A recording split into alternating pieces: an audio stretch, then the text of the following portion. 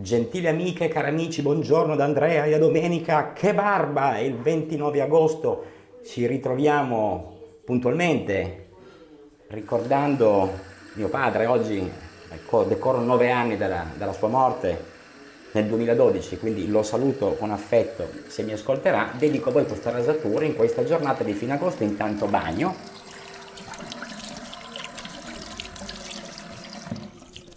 E andiamo di prebarba.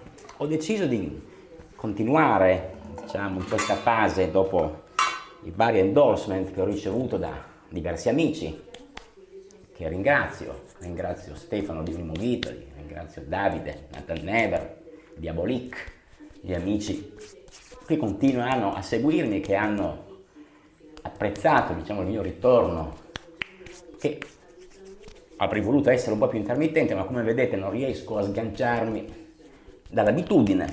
Questa non è decisamente una bella cosa, nel senso che quando si diventa abitudinari normalmente si denuncia uno stato di senilità in cui non si riesce più a rinunciare come i gatti a fare tutti i giorni le stesse cose. In ogni caso è una buona occasione e ho deciso anche di radermi mentre questa ProRaso bianca, che voi sapete in aloe prepara la rasatura a una barba malfatta 3 giorni fa con un rasoietto di plastica, ci conduce verso una domenica rinfrescata ieri da pioggia al mattino, un ottimo mare piatto ieri sera, insomma condizioni utili a non dimenticare che l'estate non è ancora finita, quindi inutile andare a ricordare vecchi cori dell'estate che sta finendo, questo io spero di no.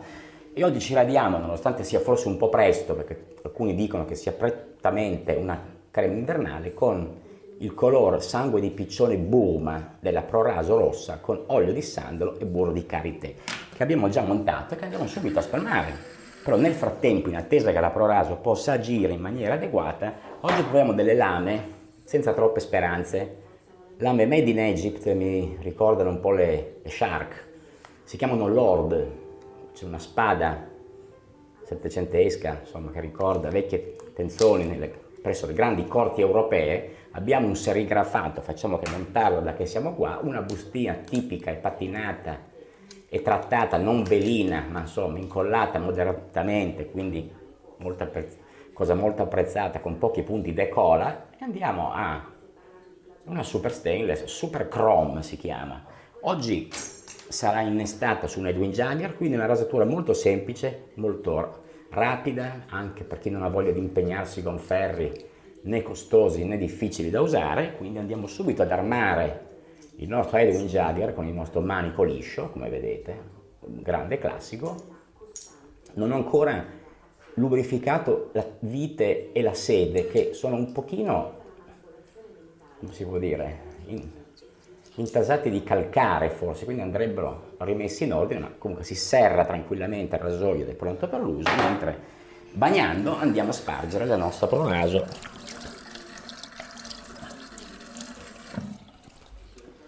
Ho scoperto, ma non era il caso che dimostrassero i fatti, che i video più sono corti, più sono favorevolmente godibili.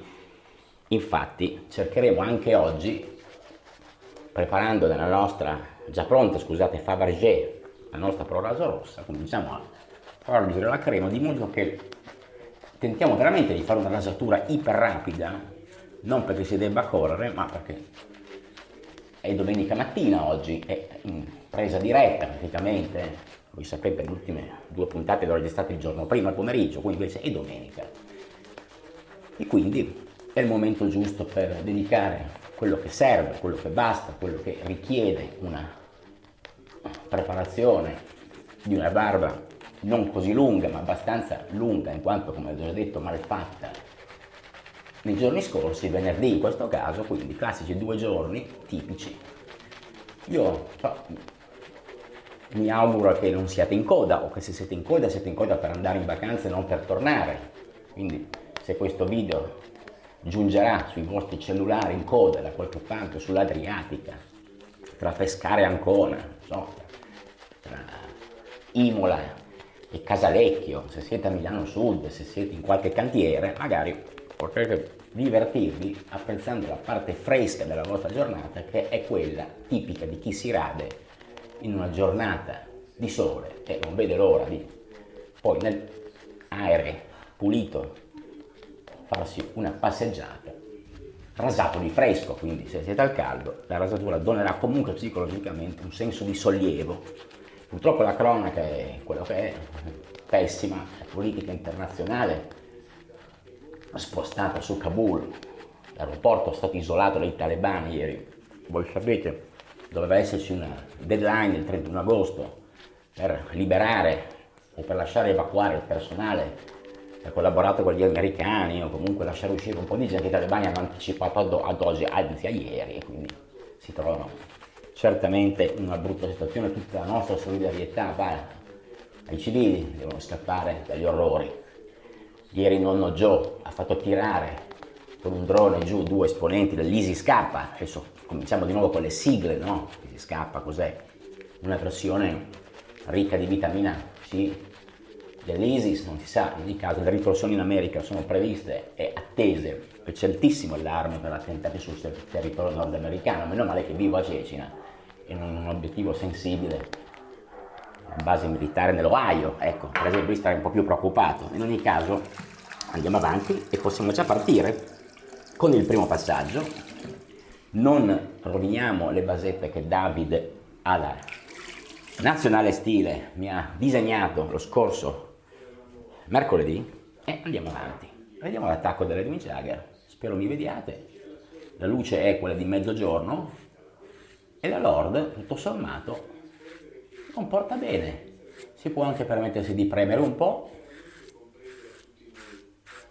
Giriamo il lato pulito, il lato fresco del cuscino, come diceva, voi sapete, Vittorio Zucconi, in uno dei suoi ultimi libri, anzi forse nell'ultimo libro, giornalista molto amante degli Stati Uniti, che oggi avrebbe molte cose da dire. Purtroppo lui è Pansa, sono passati a miglior vita. Pansa 1 anno e mezzo fa, 2 anni fa.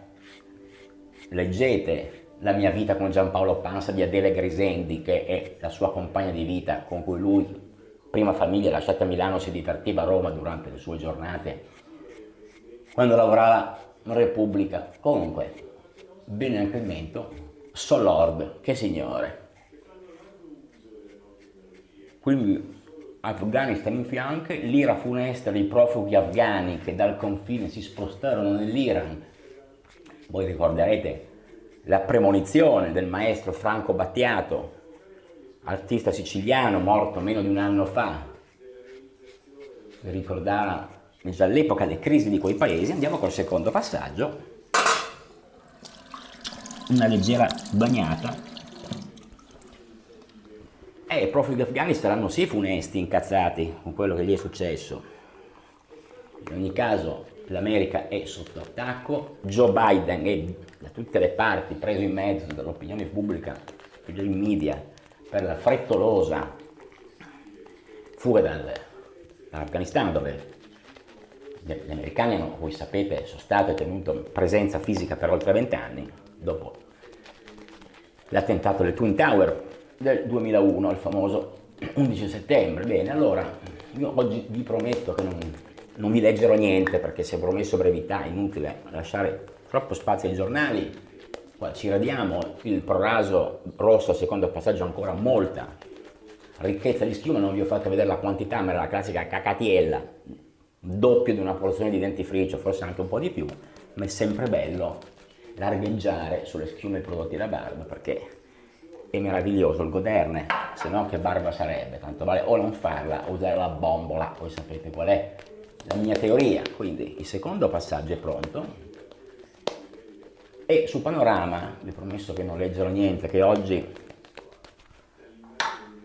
riporta, e non è la prima volta, Oiamone, Papa Francesco in prima pagina, messo in mezzo dalle meravigliose gesta del cardinale Becciu di Cecilia Marogna, la manager sarda, e di questo Alberto Perlasca, che non è Giorgio Perlasca, quello che ha salvato gli ebrei, ma uno in mezzo alla vicenda, al gate, allo scandalo della casa in Sloan Avenue comprata a spese del Vaticano.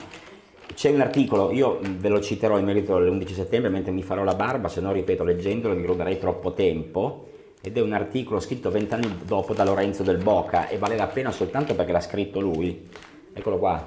l'inizio di un'altra storia, cioè tante cose l'abbiamo lette, ma 20 anni dopo si scopre che l'entità finanziaria americana della borsa che controlla i traffici e i movimenti di denaro non si è accorta o ha sottovalutato o ha voluto sottovalutare che il 9 settembre, 2 giorni prima, furono trasferiti da alcune società in 2 giorni 1 miliardo e 400 milioni di dollari da società che avevano sede dentro le Twin Tower, sapendo che 2 giorni dopo le loro sedi sarebbero crollate insieme alle torri. Benissimo. Allora questo è il livello di follia in cui si evince che gli Stati Uniti sapevano tutto, non hanno ostacolato, non hanno favorito, ma hanno fatto finta di non sentire, di non vedere. Sapevano degli addestramenti dei piloti, sapevano che i piloti avevano tentato in voli finanziati prima dell'attentato dall'ambasciata saudita negli Stati Uniti, alcuni viaggi in cui gli stessi attentatori hanno tentato per testare la sicurezza delle porte delle cabine se queste si potevano aprire il famoso giorno in cui avrebbero realizzato l'attentato, l'ambasciata saudita negli Stati Uniti hanno consentito l'attentato soltanto per poi giustificare una sanguinosa rappresaglia che ha significato appunto i 20 anni della presenza americana in Afghanistan. Oggi se ne pagano le conseguenze con buona pace di chi, come in tutti questi casi, la popolazione civile ci lascia le penne. Terzo passaggio, secondo discretamente, tolto il red dot che ho fatto per una questione di distrazione, andiamo bene, possiamo procedere. Quindi cronaca spicciola, addirittura Michele Lembo su Radio Radicale stava ricordando sul numero di Mondo Operaio, rivista storica nata grazie a Claudio Martelli, ricorderete, vice segretario del PSI negli anni 90, parlava di Gennaro Acquaviva, di alcuni interventi che se volete leggere oggi prima di andare in spiaggia, non so dove lo trovate, Mondo Operaio, dubito che lo venda nelle edicole, forse probabilmente è venduto soltanto su abbonamento online, potete leggere alcune rigurgiti passati di 30 anni fa, anzi forse anche di più, ma comunque circa 30 anni fa, del craxismo, quindi un modello di politica, di vita, di istituzioni di democrazia istituito grazie alla fervente immaginazione del leader storico milanese ma nato in Sicilia, di origini siciliane, Bettino Craxi. Se no, del resto, se no, scegliete sul vostro menù, nel posto dove vi trovate, un hamburger o una grigliata mista, bevete un bel vino caldo in caraffa e poi non vi lamentate che avete passato una domenica deprimente. Se no, potete sempre andare al mare, mangiare una focaccia, guardare, bere un succo di frutta, un centrifugato al sedano per esempio, no? Altrimenti comprate il Domani, che io andrò adesso in edicola ad acquistare, dove in prima pagina parla di Alitalia, la nuova Alitalia peggio di quella prima. E voi sapete che se ne parla Stefano Feltri, direttore del Domani, giornale di De Benedetti, vale la pena andarla a comprare per vedere qual è in questo momento sotto la campagna elettorale di Roma, dove il Domani sta dando ampio spazio. Intanto andiamo, cioè qual è il motivo per cui questi articoli escono così, parlando male dell'Alitalia. Vabbè, non sarà tra i capitani coraggiosi Carlo De Benedetti, se no non avrebbe parlato male sul suo giornale. Bene, qua sto facendo un errore, ci sto facendo, anziché l'obliquo, di nuovo il contropiede, quindi me ne scuso, mi sono perso, perché la politica continua a fornire degli esempi squallidi da parte dei suoi esponenti eletti in Parlamento. Avete sentito la vicenda grottesca di Monica Cirinà, la parlamentare PD, sposata ad Esterino Montino, sindaco di Fiumicino, a cui hanno trovato nella loro tenuta di Capalbio in Maremma, nei loro 100 ettari boschivi, 24.000 euro nascosti in una cuccia del cane. Ora, tutti hanno saputo di questa notizia da gossip, che non ha nessun tipo di valore, vale meno di niente, ma Cirinà ha poi pensato di fare una bella uscita sulla sua Golf, che strapagata a dir suo, l'ha mollata in questa stagione agostana a dover lavare i piatti, fare bucati e fare l'ortolana. Quindi insomma, ho sentito e letto un gruppo di amici che ritenevo attenti, quindi che non si sarebbero mai fatti prendere dalla polemica su queste idiozie, che hanno discusso su Facebook della vicenda della Cirinà abbandonata dalla Fantesca. Ecco, questo è il punto. Quindi voi capite che la distrazione di massa in questi giornali che andrebbero bene, notizie da chi, visto, dove, come, perché, cioè stimolano la fantasia anche di vecchi amici liberali. Comunque io ho fatto il terzo passaggio, sono piuttosto contento, devo dire, della Lord, non posso dire che abbia fatto una rasatura modesta, e mentre sono qua, abbiate pazienza, proprio per significare il livello, no, dell'attività parlamentare, vi segnalo alcune iniziative, tra cui questa di Gianluca Vacca, che ha chiesto l'istituzione di un albo nazionale dei DJ, no? Quindi voi, se pensate che sia giusto istituire un albo per questa categoria professionale, fatevi avanti. Se avete votato un parlamentare, visto che l'avete votato, detegli di portare in Parlamento qualche vostra richiesta. Ma io voglio ricordare la parte più pregevole oggi di Panorama, nella sezione piaceri, a cura di Antonella Matarrese, Rongalella. Rongalella è un paparazzo, vedete qua con un casco, no? Negli anni 70 lui è chiamato il re dei paparazzi negli Stati Uniti. Qua lo vediamo in una foto con Marlon Brando. Lui indossa un casco perché alcuni giorni prima Marlon Brando le aveva ficcato un pugno, le aveva staccato 5 denti. Allora lui, inseguendolo, avendo paura di prendere di nuovo, si è presentato con telecamera e casco ed è stato ripreso da un suo collega in questa foto, un tale Paul Schmulbach, al Waldorf Astoria di New York. Foto pregevoli, qua vedete Elvis Presley con la scorta. Cioè io non vado oltre. Se volete, è uscito un libro molto bello che costa 40 euro, di fotografie. Qua abbiamo un giovanissimo Donald Trump con Ivana, la prima moglie, cioè un Elton John in cravattino e cappello e gilet, a New York nel 1978. Se vi interessa godere di un po' di queste immagini meravigliose, si chiama Exclusive Diary, un omaggio a Rongalella, raccontato da David Faccioli di Photology, una galleria di fotografie, 306 pagine con 157 fotografie in bianco e nero. Bene, sciacquiamo abbondantemente.